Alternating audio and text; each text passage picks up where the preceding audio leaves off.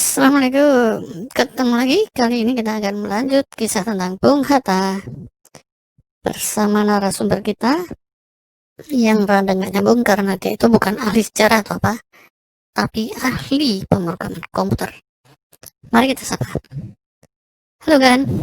Halo juga, waalaikumsalam. Tapi soal pemrograman komputer itu ya, saya malah udah agak lupa tuh bro.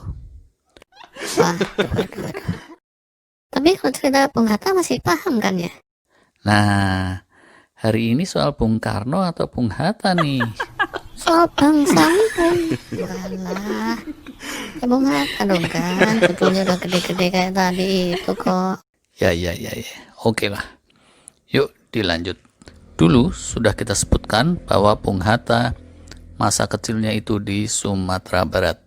Bukan di Eropa Barat, bukan di Papua Barat, Sumatera Barat. Dia tumbuh menjadi remaja dengan karakter yang luar biasa, sudah kita ceritakan. Bahkan dia hobi main bola juga. Untung nggak melanjut karir di lapangan hijau. Walau alam, andai dia melanjut karir di situ, kita bisa kekurangan proklamator. Dan jangan-jangan kesebelasan kita malah bisa main di Piala Dunia. Alah, ayal bener. Kembali aja ke benang merah kan. Kita lanjut cerita yang serius. Baiklah, ada pertanyaan nggak dari yang lalu? Ada kan, banyak. Kalau akan, ada nggak pertanyaan buat saya? Itu loh, rambut kok jabrik kayak gitu. Itu apa nggak gatal ya? Jangan tanya soal rambut cabrik lah ya. Tolong diceritakan dari mana asal mulanya Bung Hatta punya militansi sebagai pejuang bangsa anti kolonial. Kemungkinannya pertama ya, kaum terpelajar Minang dari zaman Perang Padri itu sudah kuat sikap anti kolonialismenya. Bukan perang Parekrek ya? Bukan, Perang Padri. Pikiran Padri itu berlangsung dari 1803, 100 tahun sebelum Hatta lahir sampai sekitar 1838. Dua generasi dari masa kecilnya Hatta, dendam kesumat masih merata-rata, apalagi di kalangan keluarga ulama seperti leluhur Bung Hatta. Jadi kelahiran Bung Hatta itu bisa juga dibilang sebagai kemenangan kaum Padri. Yang keduanya ada satu peristiwa. Peristiwa tawuran antar kampung ya kan? Bukan, walah. Kok tawuran antar kampung tuh yang di sini banget. Oh, berarti tawuran mahasiswa kalau gitu ya? Ya nggak bisa diartikan begitu ya.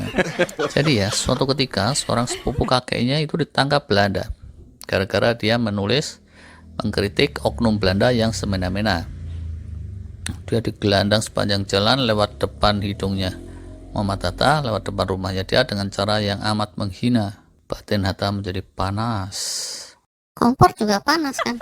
Batin bro, batin yang penting. Sejak itulah dia jadi amat benci kolonialisme. Walah, kok kompor segala dibawa-bawa sih. Pengalaman dramatis itu begitu membekas ya. Itu menjadi trigger. Demikian biasanya. Semangat yang berapi-api itu harus ada triggernya, harus ada pemicunya. Dia bertekad untuk sukses, bertekad untuk menjadi pemimpin, bertekad untuk bisa mendobrak kolonialisme. Semangatnya menyala-nyala, biar, dan bawaannya Hatta selalu siap tampil ke depan, siap menjadi pemimpin. Hebat tuh, nggak kayak si Udin. Kenapa lagi si Udin? Kalau Udin bawaannya ngantuk aja. Dia nggak siap ke depan, malah ngibrit ke belakang dan siapnya siap ngiler. Oh alah, Den. Udin kui mau anak sopo toh ya. Gini aja lah, kita lanjut aja. Jadi berkat antusiasme itu, dia jadi banyak kenalan dari mana-mana, yaitu Bung Hatta, bukan Bung Udin. Lama-lama dia keranjingan main di Sarekat Usaha yang dipimpin oleh Tahir Marah Sultan. Sarekat usaha ini bisa jadi ada benang merahnya sama tarekat Islam yang di Jawa. Benang merah atau benang biru ya kan? Kalau hanya untuk mengejar laki-laki lain, buat apa sih benang biru kau sulam menjadi kelambu? Woi kan, jangan malah jogetan motor kayak gitu. Waduh, narasumber soal proklamator kok malah dangdutan. Hehehe, enak ini dangdutan. Jadi ya, Tahir Marasutan itu jadi salah satu mentornya dia. Kalau Benang Biru tadi yang ngarang Om Meggy Z, Oh, Megisa juga jadi mentornya Bung Hatta. pengarang dangdut. Nah, terus kenapa dibahas di sini? Ya supaya para membaca ini terhibur, terus mengikut biur kecemplung sumur lah rame-rame. Alah, itu sendiri yang mulai kok malah terus tanya. Gemes ini kalau kayak gini. Kita kembali saja ke Bung Hatta. Yuk. Jadi ya, hobi baca-baca Hatta makin menjadi-jadi. Bacaan favoritnya itu berita politik di koran-koran Belanda, bukan bacaan kartun di koran pos kota. Pos kota belum ada. Terus yang suka dibaca apa kan? Apakah skandal Papi minta saham atau Mami minta Apple Washington? Debat parlemen. Parlemen Hindia Belanda waktu itu namanya Volkskrant. Berkat kuatnya semangat kebangsaan, akhirnya setelah lulus MULO, ditarik-tariklah Hatta itu oleh keluarga almarhum ayahnya untuk disekolahkan ke Mekah Madinah atau ke Kairo. Tapi dia tidak mau, akhirnya memilih hijrah ke Batavia. Nah, kalau Kang Udin itu ditarik-tariknya sama Ceis, malah sampai merosot celananya. Mending kalau nggak burik. Jangan dibelokin kemana-mana bro, ini soal proklamator kita. Oke, sorry. Lalu Bung Hatta gimana? Batal ke Arab malah ke Batavia ya? Ya, walau begitu Bung Hatta janji kepada keluarganya, keluarga dari sisi ayahnya, bahwa dia akan tetap menjadi muslim yang sejati. Gak kayak kita-kita ya kan? Kok kita? Tapi katanya dulu ibunya Bung Hatta nggak setuju kalau Bung Hatta hijrah ke Batavia. Betul. Pada saat Bung Hatta baru lulus sekolah rakyat, 13 tahun ibunya menentang. Tapi ibunya itu hebat. Setelah Bung Hatta lulus MULO, sekitar 17 tahun umurnya, dia minta izin lagi merantau ke Batavia, diizinkan. Gimana tuh dia ngomongnya? Yang ngomongnya tentu pakai bahasa Minang lah ya. Masa orang Bukit Tinggi pakai bahasa Jerman? Bisa ditiru nggak kan? Ya, saya nggak bisa sih bahasa Minang. Saya tuh fasihnya cuma bahasa Prancis, Jerman, Rusia, dan Madura. Durma deh. Kurang lebih gini lah ya. Bundonya Bung Hatta terus dia bilang, Tar, kamu mau ke Batavia? Buka warung nasi ya? Atau dagang sate padang? Atau dagang baju di Tanah Abang? Sekolah, Bundo. Ya udah, bagus itu. Jangan sambil nyupir Metro Mini, ya. Itu jatah saudara kita dari daerah lain. Asyap, Mak. Proklamator kok mikir jadi supir Metro Mini. Enggak. Tahun 1919, Hatta hijrah ke Batavia itu melanjut sekolah. Sekolah mengemudi? Untuk sekedar jadi kenek. Wah, pemuda Hatta 17 tahun merantau seorang diri ke Batavia. Tapi ini bukan horor. Waduh. Sekarang aja kebayang nggak sih? Pemuda Padang 17 tahun merantau sendiri ke Jakarta. Itu sesuatu banget. Ini masih tahun 1919. Saat itu perjalanan mesti ditempuh susah payah dan kapal laut. Pasti. Ibundanya Bung Hatta itu seorang yang luar biasa, mewarisi semangat para pejuang padri di masa silam. Nggak kayak Cekokom ya kan? Betul. Kalau Cekokom anaknya selalu dilarang-larang. Mau hijrah dari Majalaya ke pabrik genteng Jatiwangi, malah disuruh ternak ikan betok. Piur ujungnya kecemplung empang. Wah, kok sampai malah lebih tahu dari saya ya? Oh, dan narasumber Pak. Bukan narapidana ya? Narasumber. Ayo kita lanjut lagi. Jadi dari Sumatera ke Jawa itu Bung Hatta naik kapal laut, bukan kapal keruk. Pokoknya dia terus pergi ke pelabuhan dan nama pelabuhannya Emmahaven.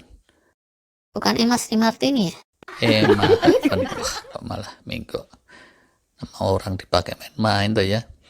Emmahaven di masa sekarang namanya Teluk Bayur. Udah diduga bos. Namanya pasti digonta-ganti. Dulu Fort Depok jadi Bukit Tinggi, sekarang Emmahaven jadi Teluk Bayur. Gampang bener diduga.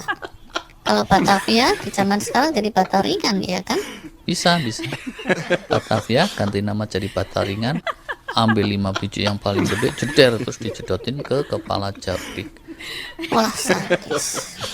Ngomong di Batavia, Bung Hatta sekolahnya persisnya di mana kan? Ya tentu di dalam kelas, bro. Calon proklamator Indonesia kan ya. Masa sekolah di atas pohon? Tapi nama sekolahnya apa? Alamatnya di mana? Apakah di daerah Benhil dekat warung seafood atau di mana? Nama sekolahnya Prince Hendrik School te Batavia atau PHS. Ini setara HBS bagian A, 3 tahun masa studinya, high school untuk bidang sastra dan ekonomi. Selain HBS bagian A, di situ ada HBS bagian B untuk ilmu pasti alam. Dan di zaman sekarang, bagian A dan bagian B itu disatukan menjadi SMA 1 Jakarta di Jalan Budi Utomo, bukan di daerah Klender Kebon Singkong. Kalau Klender Kebon Singkong itu SMA 12. Oh gitu. Saya juga izin cerita dikit ya kan. Sementara Bung Hatta masuk PHS, Bang Ucuk malah masuk BUI, terus Bang Samyun masuk Hangit. Dan Mas Paijo terus ngibrit beyur masuk sumur. Sekalian aja tak sambar sisan. Mas Paijo siapa kan? Masuk sumur ini tadi urusannya apa? Ya nggak ada urusan. Ya udahlah, gimana lanjutnya ke Batavia? Di Batavia, Bung Hatta terus celingak-celinguk, jebret ke sambar ojek. Tapi zaman dulu untungnya ojek belum ada. Jadi Bung Hatta pun selamat. Alhamdulillah. Jadi si Slamet juga ikut ke Batavia kan? Enggak, selamat terus ambil pentungan, cetung pelentung. Dia pentungin kepala jabriknya seseorang. Lah, yang jadi kan saya kan? Ya siapa lagi? Tapi mending kita terusin soal Bung Hatta ya. 3 tahun masuk PHS, dia terus lulus. Yeay. Ya, pasti lulus lah, proklamator Indonesia kok ya. Kalau nggak lulus jangan diomongin. Jangan salah. Pada masa itu, anak-anak HBS banyak yang drop out. Karena kurikulumnya memang susah-susah disamakan dengan Belanda. Ya. Di sekolahnya itu, pengantarnya bahasa Belanda ya? Ya iyalah. Masa pengantarnya bahasa Minang atau bahasa Madura? Itu remah, Dik. Tapi di situ, bahasa asingnya ada bahasa Belanda, Inggris, Prancis, dan Jerman. Bung Hatta tetap lulus dengan distinction dengan pujian tahun 1921. Nah ini, beda sama si Udin. Kalau Udin, lulusnya selalu dengan remedial. Nyaris drop out. Gak ada yang muji, yang maki-maki malah banyak. Oh alah, Din. Pelajaran bahasa asingnya juga bahasa Arab kan, kalau di pesantren. Arab gundul, kemping bener gundulnya. Lupakanlah soal gundul. Oke, Bling, kan. Saking pinternya, Bung Hatta terus dapat rekomendasi dan beasiswa untuk melanjut studi ke sekolah bisnis Rotterdam, yaitu di kota Rotterdam, Belanda. Bukan di kota Jombang ya? Kalau di kota Jombang itu pesantren Tebu Ireng dan yang lain-lain. Ringin Contong juga ada loh kan di Jombang. Masa kini itu menjadi Erasmus University Rotterdam. Masa Ringin Contong ganti nama jadi Erasmus? Ini tadi Ringin Contong atau Tebu Ireng yang ganti nama? Keponaannya Pak Lurah. Lurah mana? Udah. Yang ganti nama bukan Tebu Ireng, bukan Ringin Contong, bukan keponakan Pak Lurah, tapi keponakan Pak Camat. Wah, jadi mumet ini. Balik ke Bung Hatta ya. Anak Bukit Tinggi merantau ke Batavia itu sudah luar biasa pada masa itu. Sudah celingak-celinguk kayak tukang nasi padang kehilangan centong. Ini dia lebih lagi. Baru usia menjelang 20 tahun, bablas ke Rotterdam, nggak pernah pulang-pulang mudik. Pada masa itu naik kapal ke sana berminggu-minggu. 40 harian, tapi kemudian setelah ada kapal diesel, memendek jadi 30 harian. Masih lama juga. Nyari rendang dan dendeng balado di Rotterdam itu jelas susah. Yang ada di sana ayam pop, gulai, kepala kakap, rancak bana. Waduh, kenapa nggak dikasih kita ya? Lapar nih kan. Kita selesain dulu ceritanya. Jadi gini ya, Bung Hatta itu manusia biasa kan ya? Ya iyalah, masa manusia siluman. Maksudnya sebagai manusia biasa, dia tentu homesick, kangen pengen pulang ke rumah. Ibundanya di Padang Bukit Tinggi itu tentu lebih cekot-cekot lagi. Anak laki-laki satu-satunya, mana ganteng lagi. Kalau Jabrik sih masih nggak apa-apa. Jabrik yang penting kan manis. Manis dari Hong Kong. Udahlah, kita bahas Rotterdam lagi. Kalau musim dingin tentu di sana beku ya kan? Ya, dingin beku, bikin kisut kayak anak curut. Apanya? Nggak usah dibahas. Sampai sekarang Rotterdam itu dingin beku di musim dingin, tidak sekedar sejuk seperti di Bukit Tinggi atau Bukit Manoreh. Kok pakai Bukit Manoreh segala? Terus apa tuh ya kiatnya Bung Hatta bisa bertahan di sana? Kiatnya itu karena Bung Hatta selalu ingat pesan neneknya. Cemungut ya. Neneknya kok kekinian?